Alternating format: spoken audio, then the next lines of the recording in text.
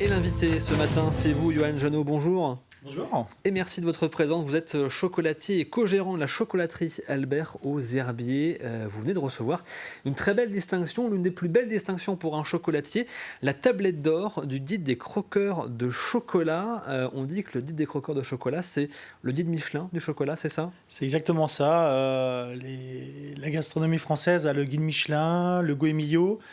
Le côté vin a le guide Hachette et nous, chocolatiers confiseurs, nous avons le guide des croqueurs de chocolat qui tous les ans décerne ou pas voilà, des distinctions. Et en l'occurrence, cette année, nous avons eu une tablette d'or et le coup de cœur du jury. Donc une double distinction, remportée qui plus est devant un champion du monde, un chocolatier champion du monde et devant l'un des meilleurs ouvriers de France. Tout à fait. Donc cette distinction, elle est d'autant plus savoureuse parce que justement, on vient détrôner un petit peu les grands noms de la chocolaterie française, en l'occurrence un champion du monde qui est basé en Vendée et un meilleur ouvrier de France. Donc on est la seule tablette d'or vendéenne et on fait partie des 12 coups de cœur du jury au niveau français. Et cette distinction, la tablette d'or, c'est la deuxième fois pour vous, si je ne dis pas de bêtises. La dernière fois, c'était en 2023, c'est ça ? Tout à fait, voilà. Donc là, on arrive à pérenniser un petit peu notre statut et on est obligé de redoubler d'efforts justement pour maintenir ce standing. Et ça nous met un petit peu plus de pression chaque année pour justement arriver à proposer quelque chose d'abouti. Et je pense que cette année, on a pu, en vue des critiques qu'on a reçues de ce grand jury, avoir vraiment 4 bonbons de chocolat qui étaient vraiment pas loin d'être parfaites, mais quasiment. C'est une récompense pour vous d'un point de vue personnel, mais j'imagine pour toute l'équipe aussi qui vous accompagne sur l'ensemble de l'année. Ouais, on peut le voir comme ça. C'est vrai que c'est pas un aboutissement de travail, ça fait partie justement de notre travail au quotidien. On n'est pas forcément toujours à courir après les concours. Nous, ce qu'on veut, c'est vraiment proposer les meilleurs produits à nos clients tout au long de l'année. Et puis, quand on a des distinctions justement sur le fruit de notre travail, c'est vraiment super pour l'entreprise, quoi. Comment s'est passé justement le concours ? C'est une dégustation à l'aveugle, c'est ça pour le jury ? Complètement. Donc nous, en fait, on sélectionne 4 créations ou 4 bonbons de chocolat de la collection. On envoie ça à une adresse sur Paris, donc c'est souvent des hôtels particuliers. Et derrière tout ça, il y a tout un protocole de dégustation avec un jury, donc un jury qui n'est connu de personne.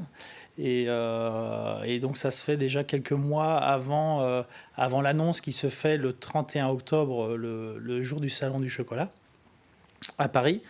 Donc nous, on a reçu justement quelques jours avant l'ouverture du Salon du chocolat le fait qu'on soit tablette d'or. Deuxième petit message, coup de cœur du jury.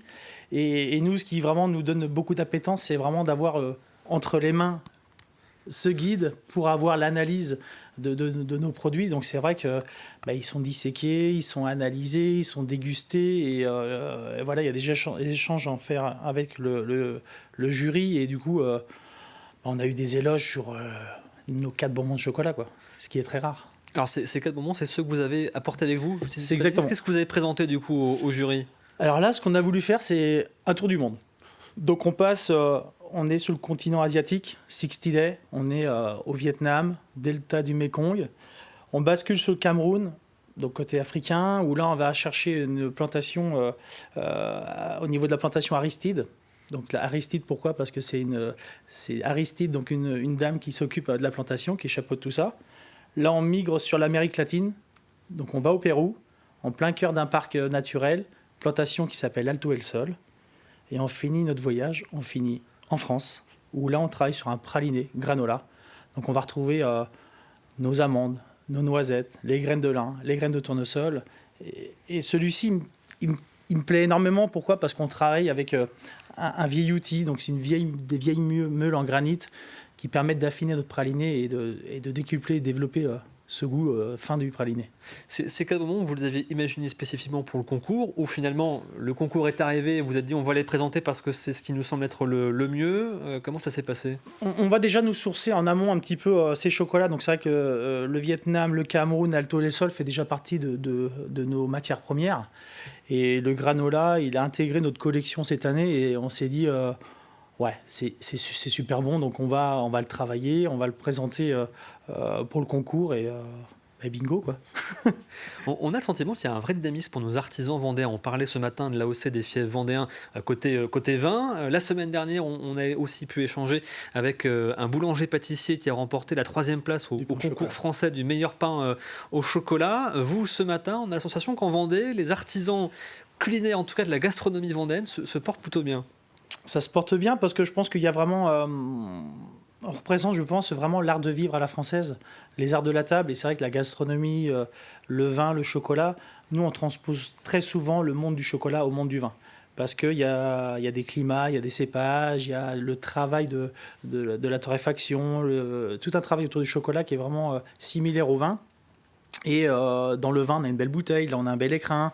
Il y a une histoire derrière tout ce produit-là, donc c'est notre histoire aussi à nous. Et la dégustation, elle se fait quasiment du même process, c'est-à-dire le chocolat n'est pas stocké au froid, on a tout un protocole de dégustation pour vraiment percevoir toutes les subtilités de nos produits, quoi. Et lorsque nous avons échangé, avant de faire l'interview, bien sûr, on a échangé avant que vous arriviez sur notre plateau, vous me disiez que l'important aussi pour vous, c'est de garder ce type de produit accessible pour toutes et pour tous. Alors, en fait, on ne veut pas démocratiser notre métier, bien évidemment, mais ce qu'on veut, c'est... On rayonne au niveau national, c'est super, et même à l'international, parce qu'il y en a pas mal de chocolateries japonaises. Mais dans l'idée, c'est de se dire que, comme une bonne bouteille de vin, on peut se permettre d'ouvrir les portes de la chocolaterie, et sans avoir cette notion de luxe.